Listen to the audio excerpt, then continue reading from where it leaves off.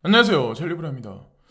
여러분들 아마 지금 되게 지루한 시장이라서 아마 되게 힘드실 거예요. 그리고 일단 우리가 투자를 했는데 숫자가 올라가야 거기서 이제 확신을 갖는데 확신도 점점 아마 떨어질 거예요. 사람이란 동물이 내가 투자했는데 결과가 빨리 안 나오면 그럴 수밖에 없는 거죠. 그리고 그거를 세력이란 사람들은 이용한다라고 이제 전 생각하는데 굵직한 큰 프레임에서 틀 안에서는 궁극의 이제 가상자산 시장이 어떻게 될 건지에 관해서 바라보는 게 저는 정답이라고 생각합니다. 특히나 이렇게 지루한 장세가 있을 땐. 자, 일단 첫 번째는 제가 말씀드릴 게 뭐냐면, 긴급뉴스 이제 어저께 아마 여러분들 이미 국내 매스컴에서 아마 이미 보셨을 거예요. 보리스 존슨.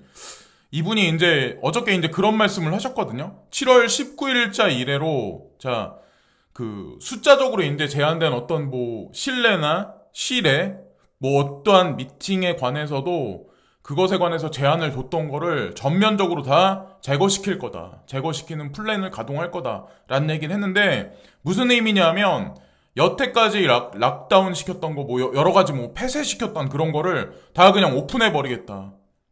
모든 비즈니스 그리고 하다못해 나이트클럽까지 이런 얘기를 지금 이런 말씀을 하시거든요, 이분이.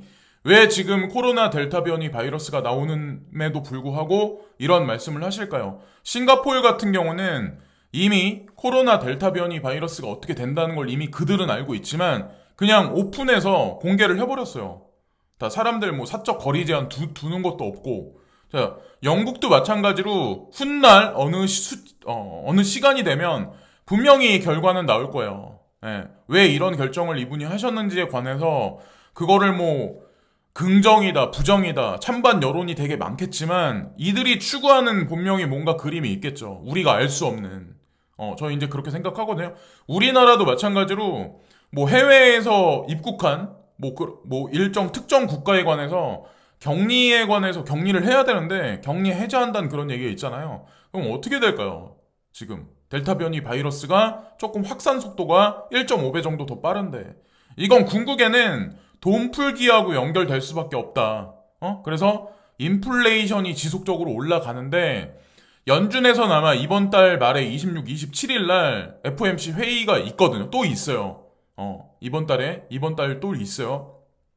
근데 이때도 마찬가지로 인플레이션에 관해서 뭐 용인하겠다. 이런 얘기를 하면서 뭐 테이퍼링이라든가 이것으로 뭐 공포감을 주긴 주겠지만 궁극적으로 뭐 금리 인상을 극단적으로 하겠다라는 얘기를 하지 못하는 게 이 지금 팬데믹 사태가 창궐하는 걸 보면 아마 아실 거예요. 제가 지난달인가 6월달에 아마 제가 이런 얘기를 할 때 저를 비웃으시는 분들도 되게 많았었어요. 그죠? 근데 결과를 끝까지 한번 지켜보자는 거죠. 자, 이걸 일단 한번 말씀드리고 일본 자민당 의원이 일본 디지털 엔화 2022년 말 구체화할 거다. 이게 토큰포스트에 이 기사가 나왔는데 제가 이제 말씀드리고 싶은 게 뭐냐면 뭐 일본이 디지털 엔화를 뭐 찍어내는데 이게 뭐가 중요하냐 이걸 말씀드리려고 하는 게 아니고 여기 이제 문구에 보면 무슨 얘기가 있냐면 선진국에서 개발하는 CBDC와 호환성을 갖춰야 한다고 보고 있다. 다른 선진국에서 개발하는 CBDC와 호환성을 갖춰야 한다고 보고 있다. 호환성이란 의미가 뭘까요? 결국에 궁극에 전 세계 개별적인 국가에서 찍어내는 CBDC는 전부가 다 연결될 거란 얘기예요. 그래서 궁극에 어느 시점이 가면 이게 다 하나의 통화로 원 커런시로 규정될 거라는 거죠. 뭐 그 이면에 있는 어떤 걸 우리가 알 수는 없죠. 근데 어쨌건 최종에는 원 커런시로 분명히 될 거고 뭐 7개 주요 중앙은행과 함께 CBDC 핵심 기능을 공동 연구 중이다. 어쨌건 뭐 이 호환성이란 이 단어를 깊이 한번 새겨봐야 되지 않을까. 그리고 지금 뭐 CBDC에 관해서 리플사에서 추진하고 있는 전 세계 이제 뭐 리플렛을 뭐 확장시켜서 깔고 있는 그것과 이제 연결시켜서 이걸 아마 결론 도출해 보시면 이 단어의 의미를 아마 여러분들이 귀결시킬 수 있을 거라고 저는 생각을 하고 CNBC에서 이게 나왔어요. 와지어 X CEO죠. 니샤 샤티가 인터뷰를 진행을 했어요. 그래서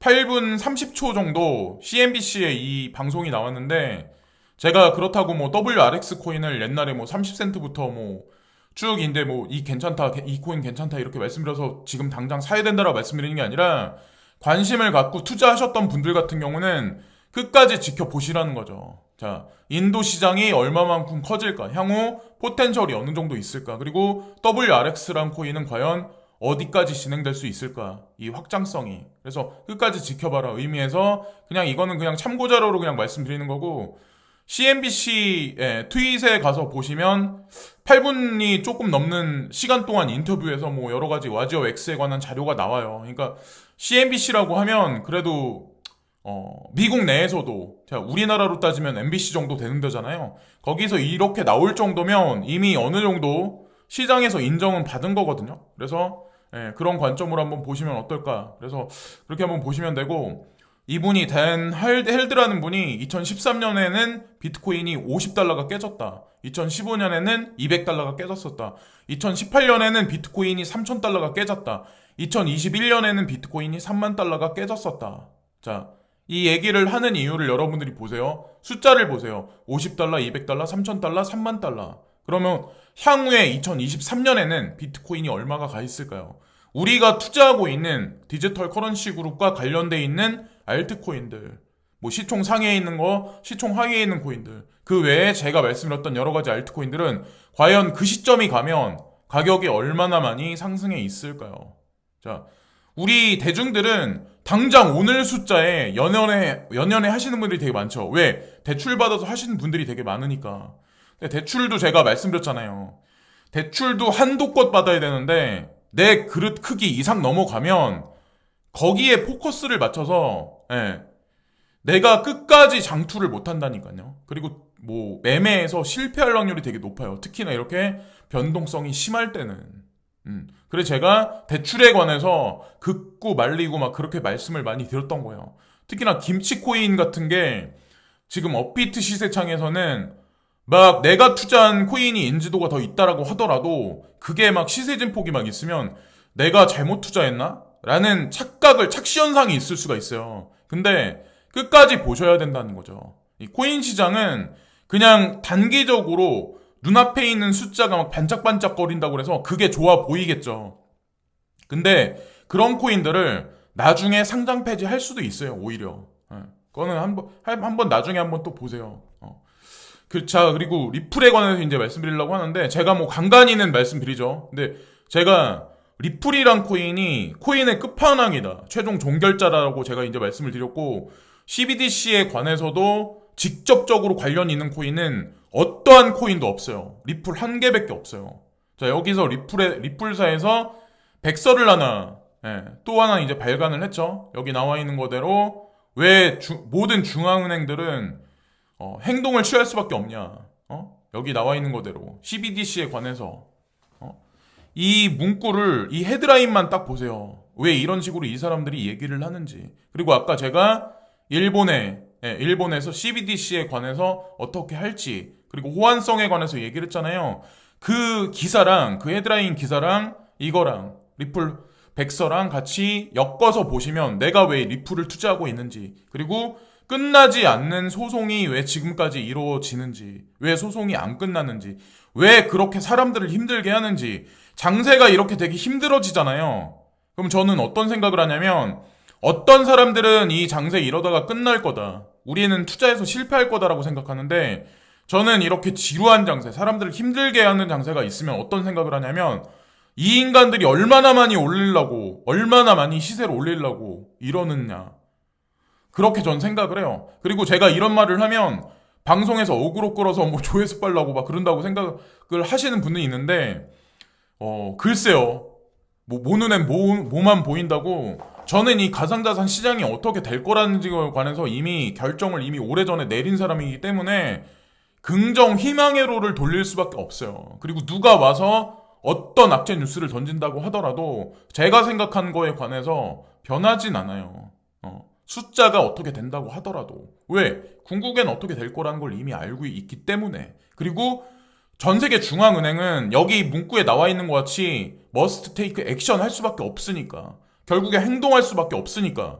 결국에 CBDC를 추가할 수밖에 없으니까. 지금 현재 양적 완화 진행하는 그 바구니 대신 그 한계치가 분명히 올 수밖에 없다는 어떤 메커니즘을 일단 이해를 해야 되고, 인컴 샤크, 차티스 중에 이제 한 명인데, 예전에 이제 엊그저께 리켓 캐피탈이 비슷한 차트를 아마 한 번 올린 적이 있을 거예요. 근데 이 사람도 마찬가지로 비슷한 차트를 올려서 이제 제가 말씀드리는 건데, 똑같은 얘기를 하죠. 33,000달러 위만 어느 정도 지지해준다면, 결국에는 추세 상승이 이루어질 가능성이 높다. 그래서 뭐 10일 전후로 해서는 일단 오름차순 삼각형의 패턴이 완성될 거다. 그래서 4만 달러 위를 궁극에는 볼 수 있지 않을까. 희망의 롤 돌려봅니다. 자, 일단 3만 3천 달러를 지키는 게 현재로서는 되게 중요하다. 뭐 급작스럽게 확 올라가기에는 무리수가 지금 현재 많죠. 자, 그리고